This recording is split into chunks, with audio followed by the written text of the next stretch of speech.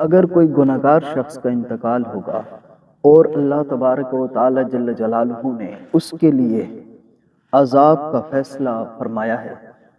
تو پھر یاد رکھنا اس کی روح کو قید کر دیا جائے گا۔ اس کی روح مختلف جگہ پر ٹریول کرنے سے، مختلف جگہ جانے کی اس کو اجازت نہیں ہوگی۔ یا اللہ تبارک و تعالی جل جلالہ کا نیک آدمی اس فانی دنیا سے رخصت ہو، یا تو پھر اللہ تبارک و تعالی جل جلالہ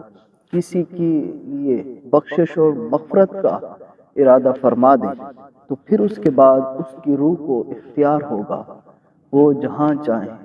وہ جا سکتی ہے اور اپنے پرانے جو رشتہ دار اس فانی دنیا سے رخصت ہو چکے ہوں گے ان سے جا کر وہ ملاقات بھی کر سکتی ہے۔ حدیث مبارکہ ہے، معجم الاوسط کے اندر یہ حدیث پاک موجود ہے۔ رسول پاک صلی اللہ علیہ وسلم نے فرمایا، جب مومن بندے کی روح قبض کر دی جاتی ہے تو اس سے پہلے اس کے رشتہ دار اس کو اس طرح ملنے کے لیے آتے ہیں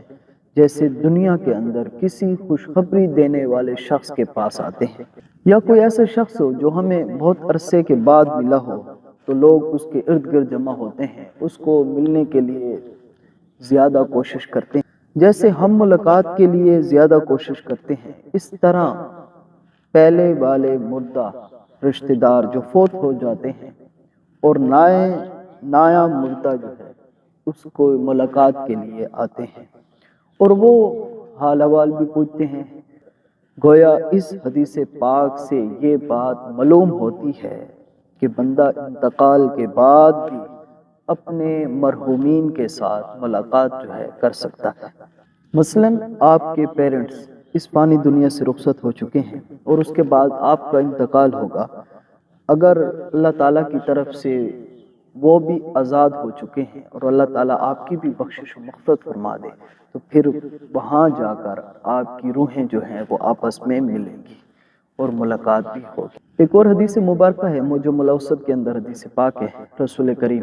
سرور کائنات صلی اللہ علیہ وسلم کا مبارک فرمان ہے، فرمایا کہ تم جو زندگی کے اندر اعمال کرتے ہو یہ اعمال تمہارے قریب مرحومین رشتہ داروں کے سامنے پیش کر دیے جاتے ہیں۔ اگر تم کوئی اچھا کام کرتے ہو تو وہ اس کے بدلے خوش ہوتے ہیں۔ گویا اس حدیث پاک سے معلوم ہوتا ہے کہ مرحومین جو اس فانی دنیا سے رخصت ہو چکے ہیں ان کے بالکل احساسات ختم نہیں ہو جاتے، بلکہ جب ان پر عذاب ہوتا ہے تو وہ اس کو برداشت کرتے ہیں، اور بالکل اگر آپ یہ کہیں کہ ان کے احساسات بالکل جیسے ہی آدمی فوت ہوتا ہے تو اس کے سب کچھ ختم ہو جاتا ہے، تو ایسی بات نہیں ہے۔ وہ منکر نکیر کو قبر کے اندر جا کر سوالات کے جوابات بھی دیتا ہے، وہ قبر کے اندر جا کر عذاب اگر اس پر آئے تو اس کو وہ برداشت کرتا ہے، اگر وہ اللہ تعالیٰ کی طرف سے انعامات آئیں تو ان کی تازگی کو بھی وہ محسوس کرتا ہے اور اس کا فائدہ بھی محسوس کرتا ہے۔ حدیث مبارکہ کے اندر موجود ہے کہ نیک بندے کی روحیں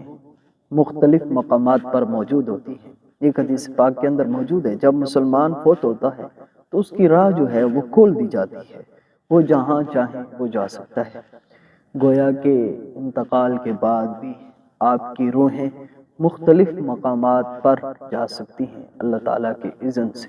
اللہ تعالیٰ سے دعا ہے کہ اللہ تعالیٰ ہماری بخشش و مغفرت فرمائے، ہمارا خاتمہ ایمان پر فرمائے، آمین بجاہ النبیین صلی اللہ علیہ وآلہ وسلم۔